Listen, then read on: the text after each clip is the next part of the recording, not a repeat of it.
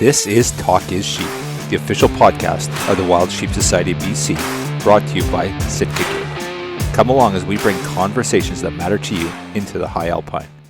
This episode is sponsored by our conservation partner, Precision Optics. Thank you, Sitka Gear and Precision Optics, for investing in healthy wildlife and sustainable ecosystems. Let's do it.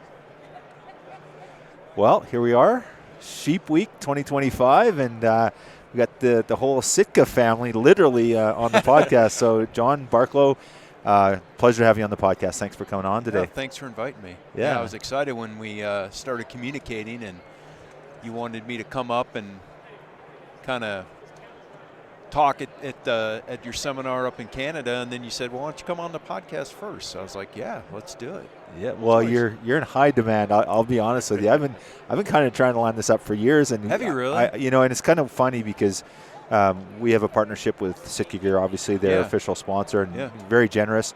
But I work on the sales and marketing side, and you're obviously development and a whole bunch of other things. And I've said to Lindsay several times, let's try and connect with John. She's like, yeah. I know it's never been nefarious. It's just never worked out. Yeah. So I said, I got to be a bit more proactive. So I reached out to Adam Yonke. I said, Adam, sort me out here. And he's like, oh, 10 that's minutes right. later, Adam it was all good. We're good, right? And it's like, yeah, Adam's kind of my savior, I'll be honest with you. I think I had just jumped off a podcast with him. We were going back and forth, and he's like, Kyle, I was like, I know I met him. And so, anyways, he connected, and then next thing you know, we're chatting. So yeah, it's awesome. Well, thanks so much for being on. And Jules, you're here today, so you got the Lindsay Davis tag on. So Lindsay's my contact. He walked up, and I'm like, that's not Lindsay. So I've confused a few people. Well, welcome. So what's the affiliation here? Like, we're talking family, so like that's. Yeah. So Jules is my wife, and yeah. We've been married for I just say over 30 years because I can't keep track. Since 91. 32 or 33. Awesome. So, yeah. Wow. So I think this is your second sheep show. She Yes. showed up in 2017. We launched, Sitka launched Subalpine, the new pattern. I had a lot to do with that. So she made this beautiful gown. And so, showed sheep show, wore it. And then, I've been coming down to Stag for the last few years. And then I said, why don't you come down to this one? It'd be good. Yeah. This is the best show. I mean, in the lower 48. Yeah. I agree. It's the best show. Like, we're not competing of the ones with I Sheep go Week. through to seasonally, at least in the States. Yeah, it's the best one because it feels more like friends and family than a transactional kind of event. Well, and Sitka's been such a big integral part of our sheep community. The Wild Sheep Foundation, official sponsor, show sponsor, and just I don't when I think sheep, I think Sitka. It's just natural for me, right? Yeah, and it's been at least it's for sure 10 years because I've been with Sitka 10 years, and the first year I got here in 2015, we were the official sponsor or the corporate sponsor, whatever the title is. But so it's been a while. Yeah, for sure. Feel good to be back, Jules? Be back. At the show. Oh, yeah. Yeah, on the podcast. Be back. Yeah, I mean, we're pretty good friends with Gray Thornton, and, he's kind of a neighbor, and we've just been not coming, and me, just busy doing other stuff, and here I am again. So you come along, and John's like, oh, come on, we'll spend some family time, and here you're on the podcast. You're working, eh? So. It's all good. Yeah, Thank repping you for the gear. asking. You got the Sitka shirt on. Oh, so, you wear it well and doing it justice. So yeah, it's awesome. So, what's new at Sitka Gear? Let's we've had lots of Sitka people. I've had Lindsay on, but we never ever talk about gear, innovation, or any of that stuff. So. Can you share? Is there any new stuff coming out? I guess you're gonna spill the beans here right before your official launch. I'm guessing that's not gonna happen, but there is. Well, if you talk to me long enough, for sure I'll spill the beans on something. So I always like to say, just for context, that I am actively working with the product team back at Sitka on Fall 27 right now. Oh wow, yeah, wow. So Fall 25. Or we'll call it 2025, like it's kind of old news in my mind. Right. And quite frankly, so is 2026 almost. Wow. Because we're looking that far ahead. With that said, I'm more excited. So the only other year that I was excited or this excited for a Sitka launch was 2017, because that was the subalpine pattern, and that was really the first big effect that I'd had on Sitka from a product standpoint. But 2025, 2026, 2027, I think what I'm seeing, and the way I like to talk about it is, when COVID shut everything down globally, factories, supply chains, right, even people working from home, we never backed off the gas, but it was more difficult to get things done. So, a prototype that took 4 to 6 weeks was taking 3 months, right? Factories were shut down because somebody gets sick, and so things were delayed. And you're kind of like only as good as your last year of product, so to speak. So people are like, oh, what's going on? Like, you got some good stuff, but like, where's all the volume of great things and innovation? And I had to keep saying, like, it's coming, it's coming, it's coming. Well, now you're going to see it, right? Because we never took our foot off the gas. We have great partners we work with in the factories. So 25 is a huge year. It's a huge reset of Gore-Tex. It's a huge reset of Windstopper. Some of that is like, at a technical level, the actual Gore-Tex laminate, right? Even the chemistry of it's a little different. But we took that opportunity to bring out updated or innovative new product, right? So as an example, and I think people like for this community would be really excited about, we had something called Stormfront, so let's call it like the guide-worthy outfitter-esque, like the thing that somebody's going to want to take on a moose hunt or a backpack sheep hunt for, like, when they're out there for 2 weeks. We've brought that back in a new form, right? So there's a lot of innovative new stuff That's coming, or that's coming. So like you can't tell us what it is or what it's called. I won't use the name, but I'll tell you in the next couple months. And then some of the new insulated Gore-Tex. We've updated a few of the Windstopper styles. So like you'll see an update to the Jetstream platform. I'll tease you and say some of the Gore-Tex has still got the Dew Point name, but it's just like what that looks like. And like everything, we've had it in the field for, I'm trying to think now, probably going on 2 years. Is that right? Because we could put it on somebody like like a Cole Kramer in Alaska, or a Dustin Rowe, or some of our other outfitter friends in the North Country, where they have a spring and fall season, but it's always wet, it's always cold, and so we're able to get a lot of testing done kind of in a short amount of time. So really, that's like the biggest announcement or launch, is like doing what we always do best, which is keeping people warm and dry, because nobody likes to be cold and wet, right? So if you can do that, then we all go out and have a better time, and hopefully, hunt better and find more success. And then there's a lot of other things kind of filling in around the edges. But I'll just say, so that's 25, but I'll just say strap in, because 26 is going to blow the doors off. And this is just what I work on. There's other parts of the business that I won't share because it's not my part to share, but like you're going to see things even in the next 6 weeks that Sitka is going to launch that we've never launched before. Is like that right? Product forms we've never even done. Oh, interesting. So yeah, it's now you got me peaked. I should have waited 6 weeks because I want to know what it is. Well, I can tell you when we stop recording, I'll tell you. But my point is, it's a really exciting time because from a product standpoint, which is really what I help control, you work on these things for 2-3 years. I mean, there's a pant coming out. I'll tell you the name of this. I won't give you a lot of details, but there's a pant coming out. But I think this audience that we're talking to is going to be really interested in it. It's called the Timberline Pro pant. Okay. So a lot of Sitka people would know a Timberline pant. This is called the Timberline Pro pant. It was just never the right time to launch it, this and that. So anyways, when the consumer sees that pant, probably we'll call it early summer, that's 4 years of field testing. And iteration. Now, not that it would have necessarily taken 4 years, but there is 4 years of trial and error behind that before this consumer is going to be able to put it on and take it into the mountains, right? So that's pretty cool. It's frustrating at times, but that's pretty cool that we've stuck with it. We still think the idea was sound, and now the world's going to be able to get to play with it. That's some serious testing. 4 years, though. Yeah, well, I'll tell you, little sidebar just on testing. We take field testing. So we always have the lab testing, one of the things, because Sitka's, I'll get to the question, but one of the things, because Sitka's owned by Gore, you get some, not only deep pockets, right, to like fund some of these things and get some good connections with great factories, but we have access to testing facilities, lab facilities, people far smarter than me, chemists, that can really tell you in a lab how these things are going to perform. But what I always tell these people respectfully is, great, thank you. I'm going to take that with a grain of salt, because none of us hunt in a lab.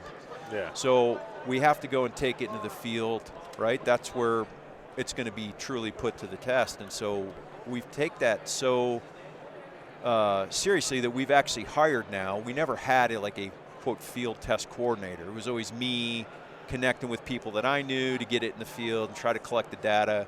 And just as, you know, my job scaled and, like I said, a lot of new product, just wasn't able to do it to the level we wanted. And so we've actually hired somebody now who does that. And so, you know, they're the ones tracking the testing and all the information coming in for 4 years to like inform people like me and the designers to like continue to tweak the stuff. So yeah, it's a big operation by the time, you know, it's like, oh, seemingly it's like, well, it's just a pair of pants. It's like, yeah, but that's the best pair of pants we can build because of all this other stuff you don't know about.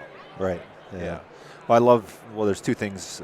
First of all, anything that mentions Stormfront, it makes me excited because I love that product. I've run that gear for 15 years or whatever. Like, I had a really early generation of it. Yep. I just love it like that. And my set's still good, and it's pretty old now, but anything that mentions Stormfront, I'm keen on. So I'm glad to hear that. Yep. And then the Timberline, that's great too. I run Timberline pants, so the Pro, that sounds exciting. Can't wait to hear more about it. But on the testing side, that's huge because there's brands out there that we know their testing is not robust, and you know, everyone's like, oh, it's ultra lightweight and it does this and it does that, and it fails the first time you're in the field. And my hunting partner, he runs a bunch of brand X stuff, and just without fail, my Sitka Gear always outlasted his. It didn't matter. Every single component always outlasted his. Well, I mean, let's be honest. For the price of any of this technical gear nowadays, and certainly Sitka's probably at the top or near the top, that consumer should expect that product's going to last, right? And so when we're trying to develop a product and you have an idea or whatever the case may be, and you're trying to write out in order of priority, you know, what are we trying to achieve here? Durability is often in the top 1 or 2, because at the end of the day, if it's a great product but it's going to fail you halfway through your sheep hunt, what good is it?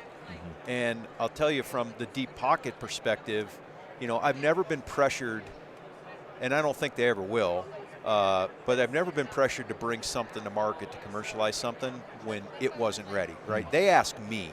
Now, you know, there's pressure like, hey, man, like you said last year, is going to be ready. Like, is it ready this year? But they've never said you have to do it. Right. But I've also said lots of times, like, there's a heap of stuff out back, so to speak, theoretically speaking, that, like, never made it to market because we tried it and it didn't work. And I never get the pressure like, well, you just wasted a bunch of money or time. It's like, no, that's what innovation's all about. Not everything pulls through. Or, hey, we need extra time. Like, I've wasted a lot of money on, you know, I wouldn't say stupid ideas, but you don't know if they're stupid until you try, right? Fair enough. So anyways, but you never want to get, I think, as a brand, an outdoor brand of any kind, you don't want to get the reputation that you're testing on the consumer. Right. Because that's a tough one to kind of ever get out from underneath, right? And so I think the people I work with, we all take it personally. Like, I take it personally. Like, if you come to me and say, hey, man, like, that pair of pants or that jacket or whatever it was, like, it didn't do what you said, and, like, it fell apart. And the worst thing is when somebody says, especially my friends who are outfitters, are like, that compromised a client's hunt, or that potentially compromised their safety. I can't have that on my conscience. So I always test on myself first, then with some trusted friends. Then we start getting it more robust with other people. Then eventually you'll see it where it gets on, you know, some of our ambassadors who are, you know, in front of social media or on TV shows, and they're going to film it maybe in it a year prior. But I am, not that things can't happen, but it's very rare. I'm supremely confident that the product we eventually put out there is like going to do what we say. Awesome. So, hey, Kyle, I'm just curious. This person you mentioned, has he converted, or does he still want to suffer? He's converted, I would say. He's not a brand disciple like I am, but I'd say he's 90% there. He's still got a few of the other components, but he was just sending stuff back, and I was still running mine. And actually, I had a pair of gaiters that, I don't know if they failed, but I put them through hell, and his just absolutely full on failed. And so I reached out to you guys, and it wasn't because of my relationship. This was the early days, and I had a set of new gaiters in hand, and it was just some sort of weird defect that, and the next set hung out. I still have them. yeah. And he sent his back. His was gone for 6 months while they repaired it and came back, and then he threw them out the next year. I kid you not. True story. Yeah, and that's a real story. That's not innuendo. So to me, and I am being truthful here when I say this. Like, it doesn't bother me. It doesn't upset me if, a friend of mine or an outfitter I know, or like, even somebody like yourself says, you know what? Hey, brand X or Y's product, like, this is really good, or hey, I wear this over that. Like, I call it the camo wars. I'm like, I'm too old to get caught up in that BS. Yeah. Like, it doesn't bother me what you wear, but what bothers me is when you do it blindly and like continue to have poor performance, but you're sticking with the brand because it's Ford versus Chevy, right? Yeah. And it's like, at the end of the day, we love what we do so much, and there's so much at stake from a financial perspective, a time perspective, certainly a safety perspective. It's like, you should choose the best. And I always tell my field testers this, or even somebody who comes up and says, hey, I like this jacket over yours, or I don't like your jacket. And it's one question: why? Yeah. You only have to tell me why. I don't have to agree with it. But if you can't tell me why, then I can't do anything with it. That's not actual intel, right? So it's like, you don't like the jacket, great, why? Well, maybe, come to find out the person didn't use it right. Or maybe come to find out I didn't do my job right. Or maybe come to find out there's just some reality here, and, that probably is never going to perform to the level that you expect. But at least we know, so we can try to do better. And that's all you can ask, right? But it doesn't bother me. Like, if, I always like to say, listen, if you want to suffer, like, go for it. Like, it doesn't bother me. And I also understand from a financial perspective, not everybody can afford Sitka all the time. But what I tell everybody is you have to look at it as an investment. And it's like, you don't need to buy everything right away. But going back to the durability thing, if you buy it, you should have that expectation it's going to last you probably longer than you will need it or want it, right, or won't grow out of it. And then if you do need it, and I don't know all the particulars anymore, but there's a very robust warranty program. Yeah. We even have we have a Sitka store in Bozeman. Yeah. And there's actually a big part of our store that's carved out for warranties and repairs. And there's a woman in there who'll do alterations and like fix things, replace zippers if they blow out, because stuff happens. We want people to use the gear. Yeah. But we want to stand behind it then too.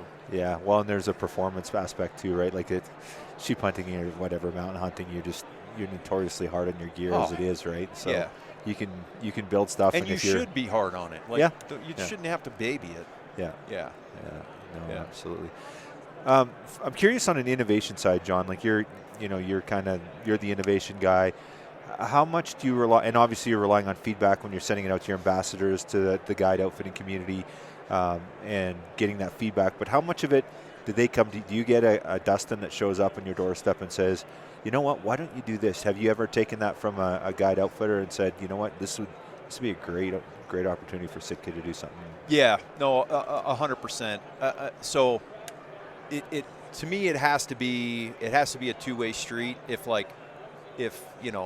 all the ideas are quote coming out of my head or product development's head, and we're just telling the world what it is, like you're only getting half the information. And so, although I've been doing this a long time, I like to say, you never know where the next great idea or bit of feedback is going to come from. And honestly, it could come from a guy like Dustin who's been doing this his whole, probably since he could walk. Yeah.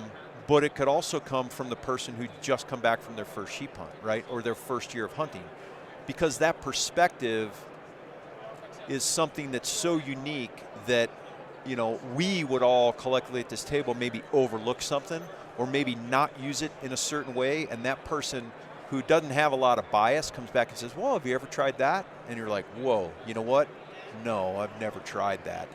And so when we're working, you know, like some of this new dew point stuff coming out that's going to replace, you know, Stormfront. But when that's getting worked on, like a lot of that feedback. So the first feedback I got was, hey, you're an idiot. Why did you get rid of Stormfront? And I agree with that. And we won't go into all the reasons why. I'll just own it. Yeah. Yep, got it. And that's why we've tried to bring it back in a limited run the last 2 years, because it was trying to get us to now where I could get this other product in the market commercialized. But they're like, why did you get rid of it? We really need that. This isn't, you know, standard dew point isn't durable enough for what we do. We're living in this for 3 months at a time. I'm like, yeah, I know. You know, our clients coming up, you know, they want something different. They need something different. So, and then you get into, okay, well, if we're going to redo this, what do you want? Like, if it was a blank slate, you told me you want durable rain gear, but what do you want? Mm-hmm. Or like with this Timberline Pro Pant, it's like, all right, well, let's like blank slate. Like, just tell me everything you want, and you know, don't put cost in this right now. Don't try to figure the problem out. Tell me what the problem is, and then we'll try to figure it out. So that's constant. Like, you know, Cam Foss, I think, was, a couple months ago, you know, text me back and forth on stuff, and I was like, yeah. And that's where this field test coordinator is good, because I can work with the team. We can start getting things, and then this guy Ross can start to send product out, get that feedback back to me, and then we, you know, can go from there. So, no, I have to be careful sometimes with the general. I'll call it the general public, right? Saying, hey, I got a new great product idea. Only for legalities, because I just told you we're working years ahead. Yeah. So somebody could say, hey, I got a great idea. They tell me what it is. I listen. I can't tell them I've already done that and it's going to launch 2 years from now, and then they want to come sue me for stealing their IP, right? So if you're, you know, within the sphere like we are, or you're like, you know, under an NDA as a field tester or guide and outfitter, like I have, you know, if you can get a hold of me, like I'll listen to anybody. Right. As far as that goes. Yeah. That's cool. On the design side of things, how challenging is it when you have a successful product, you're running, you know, whatever it may be, like maybe it's the Aerolite sleeping bag, or maybe it's the Stormfront or whatever, and then it's like, no, we've actually got something that's going to be better. And Sitka has a reputation of just good quality stuff. It's just a fact. Yeah. So all of a sudden you're going to bring in a new concept, and it's like, but it's already working. How challenging is that? I'd say it's probably one of the more challenging things. Right. You know, from a business perspective, you don't want to say the sleeping bag, right? You don't want to bring out a sleeping bag, say it's the best, and then the next year come out with another one and say that's the best, and then the next year say that's the best, especially with something like that. So from a business perspective, you want to keep something in the market. But, you know, as an example, so the synthetic sleeping bag we have, I'll just, because that's what you mentioned, you know, we have that synthetic sleeping bag, and I was like, yep, here it is, here's why, this is the best synthetic insulation that we know of still to this day, we're going to use it for all these reasons. I get that feedback we're talking about, where a Dustin or a Cole Kramer or somebody saying, or, you know, one of our field testers who probably the world doesn't know about, most of them, who are amazing hunters, and they're like, hey man, like, I need a sleeping bag that's warmer than this, or hey, I need a sleeping bag that's lighter or more compressible. Like, you need to build me a down sleeping bag. I'm like, okay, what I'm hearing is lightweight, compressible. Don't tell me the solution. Let's figure it out. Well, all of a sudden we find this new down. It's called Expedry, right? Well, now it takes me years, you know, a couple years to get that into the market.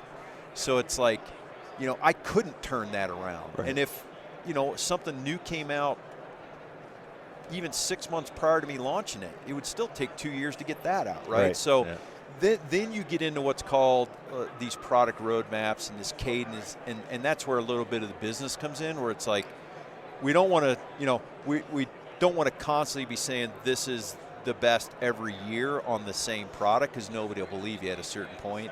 Economically, not everybody can buy that every year, right? Yeah. And quite frankly, the reality is innovation, like, it just doesn't come out that quickly to where you can test it, vet it, and then try to get it into a product. Right. So I don't know, it's a long, I always give long answers, but Phil, if we're going to talk, I'll try to give you as much context as possible. But it's challenging because, you know,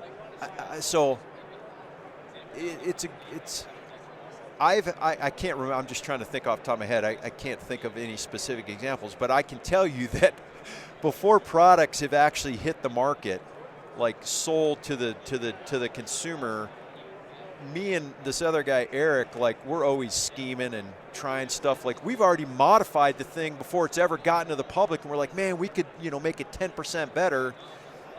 And you're like, well, let's wait till we can make it 50% better, and then we'll get it, you know, back into the market. So yeah, it's the kind of the art and the science of it, right? Really, you know. So you talked about this cadence, and you know, so example, you've got a sleeping bag line, you got a clothing line, you know, maybe tops, bottoms. You maybe have, you know, your base layers, you maybe the packs, for example, and like you said, you can't come up with new stuff, or like every product can't be new every year because people just aren't going to buy it. So is there sort of a business rhythm where you're like, okay, well, you know, we're going to start thinking about the pack next, or we're going to start thinking about the sleeping bag, but maybe there's some new technology that maybe influences that. We're like, oh, wow, like you said, like the new down or something, or the new whatever that may be. Is that sort of a thing, or is it just is it as complicated as that, or is it more simplistic? And I'm not looking for trade secrets. No, but it can be as complicated as that. But oftentimes, so, you know, a lot of where we're seeing innovation in the apparel space is, you know, waterproof garments or rain gear type stuff. But the most innovation we've seen is in insulations. Synthetic insulations, this insulation we have out, it's called Cross-Core from Primaloft, but it's in our ambient products. That's an innovative product. That's an innovative insulation. That down product I just talked about. But really, if that part of the industry stopped their innovation, which, you know, I talked to you about COVID, right? A lot of that slowed down. Sitka was actually, we weren't funding it fully, but we were funding it in the sense that we're behind this. What is it going to take for you to get back in that factory and continue to develop, you know, the cross-core insulation? Or what's it going to take to get, you know, aerogel into, you know, this synthetic insulation? And so we were doing a lot of that behind the scenes. So it's a lot of times industry will bring it to you, but we have the reputation now as a brand where we have good relationships with industry. Well, we'll go to a Primaloft and say, hey, we've got this problem set. How can you solve it? What do you have? Oh, you've got this idea, but you need, you know, to, you know, get this machine in a certain factory. Okay, we'll do that for you. Like, let's do this, and then, you know, give us 1 year of exclusivity with it or something like that. Right. So there's a lot of that goes on at the, I'll call it the highest level in the industry to try to get that innovation, because you can't just wait on them, but you also can't just, you know, make stuff up, right? Like I joke, but it's not a joke.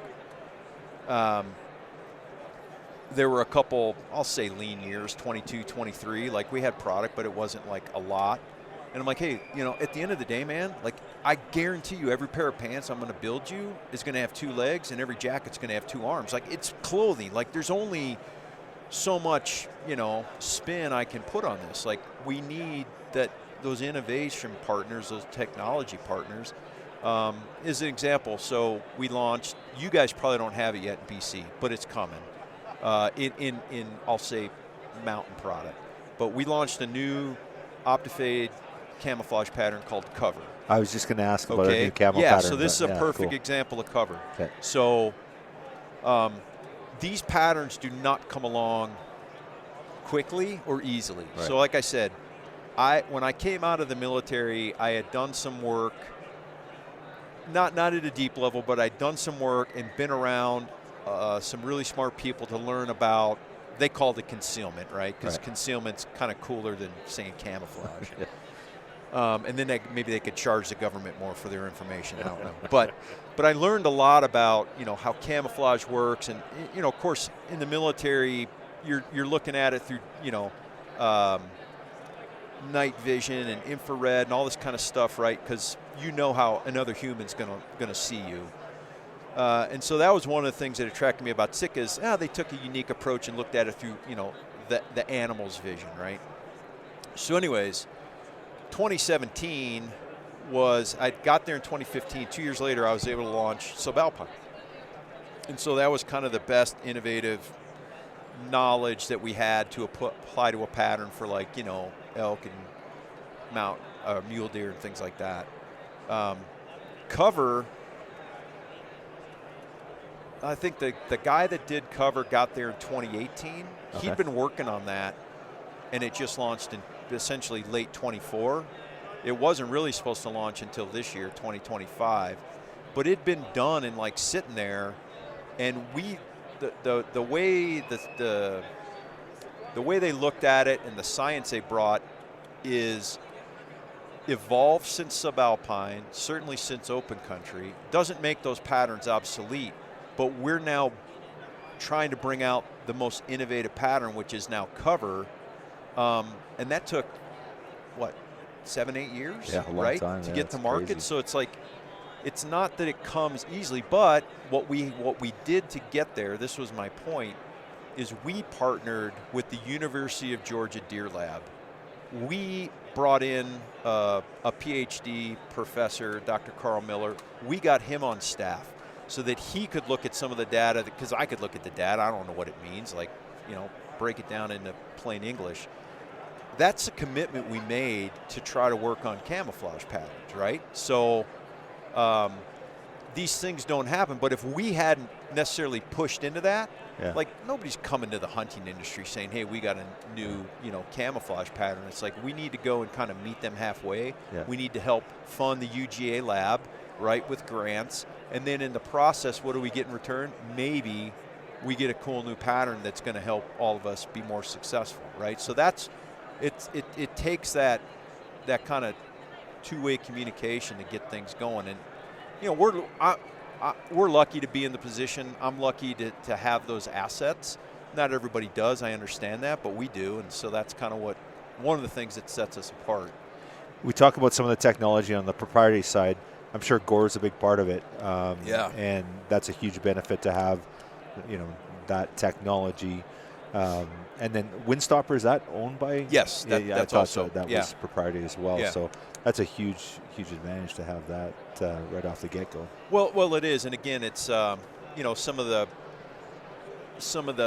stuff people maybe have seen in a few of the videos, but maybe they didn't know what they were looking at. But as an example, I just said nobody likes to be cold and wet, right? So back at the Gore Labs, this comfort chamber, there's a rain room, and I won't remember all the stats now, but you can go stand in this rain room and it can rain on you, and they can tell you how hard, how many inches per minute or however they measure it, but it falls from 30 feet up, right? And then they can measure the resistance, and then they can apply wind in there, and then they're like, hey, you can be out in a storm and it's going to rain this much, this hard, with this much wind, and you're going to be dry. And the way you build the jacket, the zippers aren't going to leak or whatever it is. But then the next step is, and I think one of the coolest is, then they put it on a mannequin. And so that's where these mannequins are $500,000 each. And they've got all these sensors. And so they can say, wow, there's this much, precipitation inside, this much heat transfer and all this kind of stuff. Again, the lab stuff. And I'm like, great. Then they put it on a mannequin similar, but it walks. So they have a treadmill. They put the mannequin on there. It walks, because now when I'm walking, what am I doing? I'm pushing air in. I'm pulling air in and out, right? So that changes how things maybe keep you dry or keep you warm. Then we go and put the human in there, put him on the mannequin, him in the rain room, right? You might have seen the video that Adam and I did where we got into the ice baths and we were in this climate chamber. So that climate chamber arguably is one of one in the world. There's a few other climate chambers, don't quote me, let's just say 4, 5 others in the world. This one at Gore has the ability to do everything. So it's temperature, humidity, wind, all these things. And so they drove this, it took a week. I say drove, but they got the temperature down. I want to say the temperature finally was like 29 degrees when we went to film. They had a 10-mile-an-hour wind. Forget what the humidity was, right? The water, it was frozen. You could see the thermometers like there. But anyways, they had all that. Then we swallowed RFID chips that like tracked our body core temp and respirations. Then they had, oh geez, why am I forgetting the cameras that collected heat signature, right? And like all this stuff, and it's like that was a cool film, like that we showed like what the capability was to talk about the trust we impart in this installation and these products. What people don't know is we do that, maybe not to that extent, but like all the time for all these different products, so that when you have, say, an incinerator suit on and you're walking to your whitetail stand, that we know how warm theoretically it's going to keep you, the mannequin, stationary when you're standing there, but we also know how warm or cold it's going to keep you when you're walking there. And all this kind of comes together. So this is the assets we have at our disposal that you can totally geek out. Like I've learned so much just from listening to these people. They're scientists, right? They're chemists, different than that. I'm always the guy that like always cuts, because I'm the military guy, right? So like no BS. I'm like, oh, so what you're saying is it's not good, or what you're saying is this is good, you know? Yeah. You're like, oh yeah, you have such a way of cutting to the chase. but that information allows us to go build these awesome products because, you know, we're all end users. Yeah. So it's like, probably wouldn't be the same if like I didn't go outside. Like, you know, if I just stayed indoors and, you know, played chess, right? It wouldn't be the same. But it's like, no, I know that. I know that. I've been there. I've suffered. Like I missed the shot because I was cold or whatever the case may be. And so having that team, I don't even know if I'm answering your question at this point, but let's just go with it.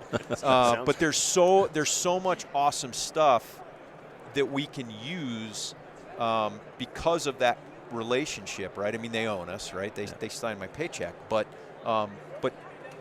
having that access is almost like, for the most part, it's almost unheard of in the world, right? And so it's cool to have that at our fingertips. So it's amazing. How often do you get something from the lab and they're like, yeah, this is it. This is exactly the product. You're like, nope, it's no good. It doesn't work in the field. Does that happen? I am the asshole that, if I can say that on this podcast, but I am the asshole that said that a few times. Yeah. I'm like, great, great, but that's not going to work. Right. And again, at the end of the day, like, and I always do it respectfully, I think, but, they provide the best information they can, and then ultimately, like, one of my decision points is I'm the person that says yay or nay. Like, we're going to do this or we're not. We're going to, from whatever information. But I'm like, yeah, that's crazy. Like, that'll never work in the field, and here's why. Sometimes they say, no, you're wrong, and I'm like, well, let's try it, right? And I have been proven wrong a few times, but for the most part, no. Like I said, we don't do these things in a lab, and so one without the other, I think, is kind of like half the story and, like, not the best product you can make. So, yeah. I have a little tidbit about he has a reputation. I remember back in the military on Kodiak, and he's putting together a kit for the Special Forces. And I remember when you were testing packs, and you've done it ever since. I mean, you take it up on a ridge and just huck it, because that's what's going to happen to a pack. And he weeds them out. If that one falls apart on the way down, it's out. So then he goes right to the next one. And like I said, I do a lot of testing. I always try to be the crash test dummy, so to speak, if it's something new, because I'm like, I know what I'm looking for, and I know how I think I want it to be used, or like maybe the criteria to test it to like get the information I want. So I try to do it, not for every single product, but I try to do it myself first to say, okay, the lab says this, We want to achieve that. Let's build something and get it in the field. And I might not be the only one, but I'm certainly one of them. And then from there, we can continue to roll. Like I said, there's a lot of stuff theoretically out back that like never made it, that's on the scrap heap. A lot of it, though, just continues to evolve and iterate and like eventually comes to fruition. But sometimes they're just not good ideas. Like, or maybe the idea is, I've said this before, but it's like too far ahead of its time, to where it's going to be too expensive, or you're just not going to be able to sell any. So it's like, let's just build a few, get them in the field on some trusted people, and then maybe or maybe not it ever goes anywhere. Right. And we'll just take the information and use it for maybe something later. Right. But yeah. So awesome. Okay. What's your must-have piece of Sitka? Like what you're like, I'm not going in. So somebody comes to you and says you can take everything you want. You can't take anything except for one piece of gear. Yeah. What are you taking with you? Yeah. So I'm going to talk high level, and then I'll get specific. So to me, a puffy jacket is, I consider it a piece of my survival gear. Okay. Why? Because if I'm out in the Arizona desert hunting coos deer right now, or I'm up on a late season, sheep hunt, Canmore, wherever, and the sun goes down, or I slow down, or I get hurt, whatever, or we're behind a spotting scope, I need to be able to be really stingy with my body heat, right? And so that puffy jacket allows me to do that, because, like I said, nobody likes to be cold, right? I want to be warm. So that puffy jacket allows me to dry out my base layers at the top of a ridge, sleep in it if I want for added warmth, sit behind the glass and stay focused. But if something happens and, maybe we kill a ram and we process it, but we got to sit on them before we get down through the cliffs in the daylight the next morning, I put that puffy jacket on, I'm not going to get hypothermic, right? Because I'm not going to get hypothermic, I'm not going to make poor decisions that may lead to other poor decisions, right? So to me, a puffy jacket is mandatory in anybody's pack any time of year because of that fact. Like some of the coldest nights I've ever spent were in the desert because the temperature fluctuation is so great, your body can't compensate. And even though it's 60 degrees, which doesn't sound cold on a sheep hunt, you could be freezing your butt off in the desert without that, right? So to me, a puffy jacket. All right. I'm going to give you a long answer, but I think if you've never owned a puffy jacket, you're going to start with the puffy jacket. I think that the Kelvin Aerolite, because it's synthetic insulation, is a great puffy jacket to use. It's got the best, most technical synthetic insulation that I know of in the world, because it's got these little balls of air called aerogel in there, right? So I could take that jacket on, say, a pack raft hunt, swim through the rapid, get completely soaked, even that jacket, and that jacket will retain 90% of its ability to keep me warm as compared to when it was dry. So it's 90% clo value, it's called, right? Because it's synthetic, it can do that. That's where I would say to start. It's the pickup truck of jackets. It's the one you don't have to think about. It'll do anything well.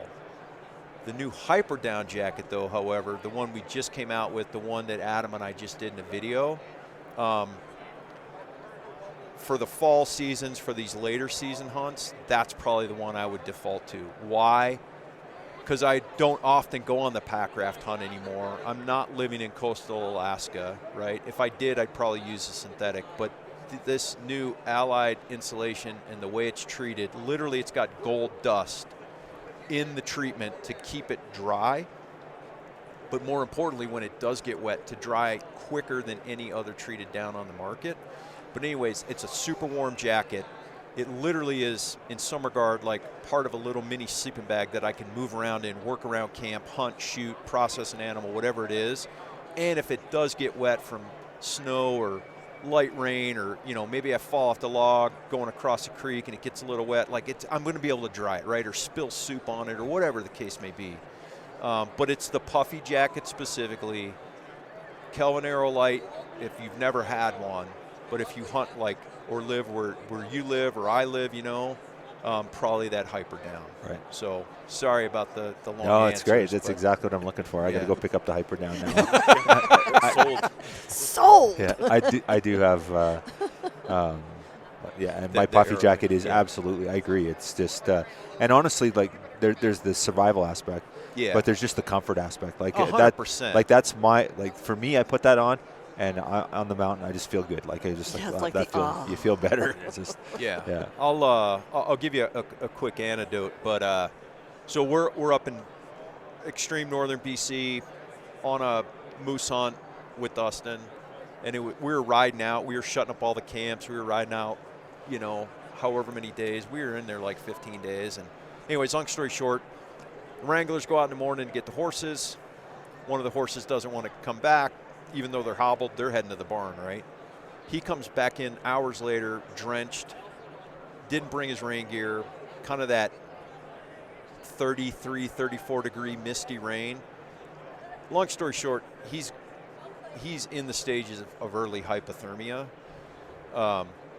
Bring him in, strip him down, get him some hot drinks. He was my size. I didn't need at this point, I didn't need my puffy jacket more than he needed my puffy jacket. So anyways, put it on him, put the hood on, zipped it up, and you could within 15 minutes see like the life start coming back into his eyes, right? And all of a sudden his personality start to come back, and like all of a sudden, obviously, because his body core temperature's coming back up. And so, that's a survival aspect. Hopefully we never get there. But that puffy jacket, again, to sit around camp, to process the animal, more importantly, to like sit behind the glass, right? All those things where, man, if I was cold and fidgety, might not be looking through my optics, or I might not be on this glass, and I may never see that ram, right? And so it's like that's where it's like that's an investment in your hunting future to have the right gear, whoever's it is. But like the puffy jacket is super important because it can save your life, but it can also save your hunt because you're warm and you can dry out, and like all of a sudden now I can stay the extra day or whatever it is to be more successful. Yeah. So well said. Yeah. Great anecdote for sure. I know there's tons of Sitka stuff we could talk about. We only got limited time. We're a sheep show here. I don't want to take your whole afternoon. And especially you've been so patient with us. I'm long-winded, I told you. So stand by for when I come up to see you guys. I love it. So that's the next thing I want to talk about you. So we have our Mountain Hunting Expo we're hosting on February 21st, 22nd in Penticton. And we're just so grateful that you guys are coming up. And so now that I know you're like a podcast expert, Jules, I might actually get you to present too at the Mountain Hunting Expo. That's going to cost you. Yeah, I know it will. Yeah, absolutely. But John, I'm really excited about you. You're going to present both days. Yeah. Maybe give us a little bit of a teaser. We're going to get this out before our show, and I just want our guests to have a bit of an idea what you're going to talk about when you're up there. So I think right now anyways, Adam Foss and I have talked about maybe showing a few clips from that video I just talked about, that drill where we get wet and then put on the down insulation, right? So we call it the rewarming drill. It was something I brought from the military into the hunting industry, but there's a lot of questions we get around that. Like, why would you do this? Why would you not do that? So I think that having that conversation about what do you do if you get cold? How do you warm back up, right? What do you do if you do get wet? How do you not die? How do you save your hunt? How do you take any gear you have and leverage it to like find more success and safety in the field? So I think, is it Friday? I think we want to talk about that and really open it up to more of a, we want to present, we want to talk, we want to present these ideas, and we want to hear feedback. We want to get stories from people. We want to make it a two-way conversation. Adam and I'll speak for Adam here. Like, we don't say we have all the answers, but we've got so much experience that we think we can really help people kind of open their eyes, open their aperture, like maybe look at their gear a little different and approach these things a little better. So I'm not sure what, I know I emailed you. I'm not sure what we titled that, but that's kind of Friday. And then on Saturday, I want to go a little bit deeper, but slightly broader, and talk about what I call survival for the modern hunter. And what I mean by that is, and I'll be presenting this tomorrow in a slightly different form, but it's like, I'm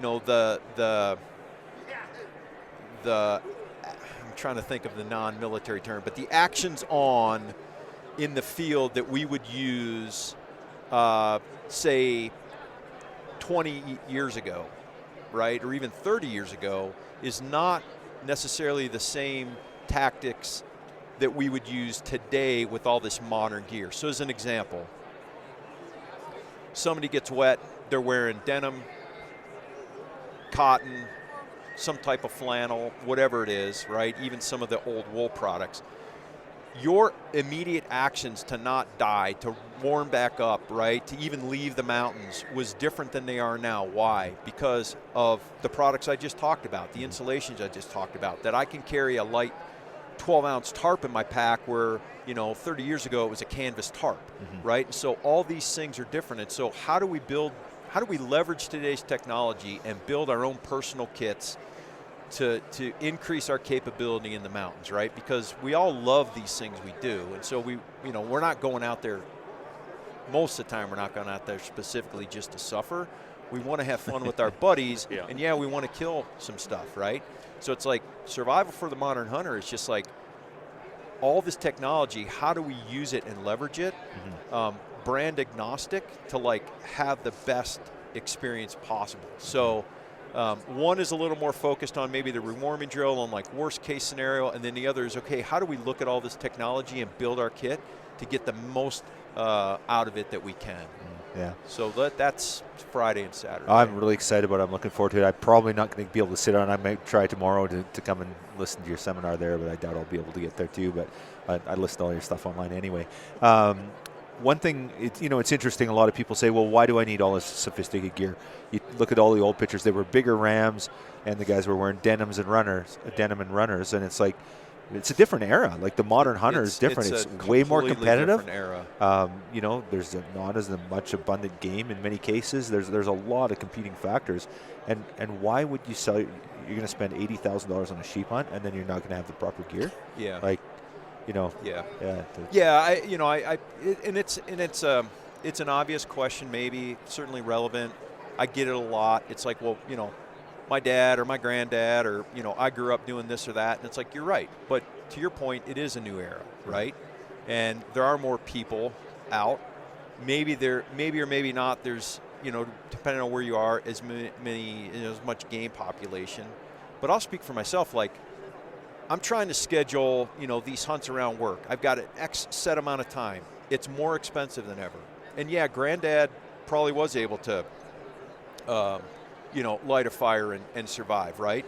He might also be missing a few fingers and toes. I don't know. Yeah. But I would say that their margin of safety was slimmer, and they probably got pushed out of the mountains sooner than you have to nowadays. So if I have 10 days, I can leverage the most out of that 10 days. I don't have to get pushed out of the mountains. Man, if I need to put on my puffy jacket and throw a 12-ounce tarp over my head, as opposed to getting pushed down below tree line back to the wall tent, I'm in a better position when the weather clears to take advantage of that weather window and maybe kill my one animal for the year, right? And so that is the difference. It's like, yeah, if you want to wear granddad's old blue jeans and flannel, go for it, right? But you're going to have to do things a little different and operate a little different than we're able to operate now with technology. And so why not take advantage? Because I'll speak for myself. Like, I don't particularly think I'm a good hunter. I think the way I've been able to find success is, one, through stubbornness, right? And part of that stubbornness is the ability to stay in the mountains and just grind it out and take advantage over time of when that opportunity presents itself. And so I'll leave you with this. This will be the last thing I say as far as that. But it's like, I always like to tell everybody, it's like, I want to leave the mountains on my terms, not Mother Nature's. And that directly ties back to the training I did for special operations guys in the military. You cannot leave the mountains because you're cold, wet, hungry, or crying. Like, nobody cares.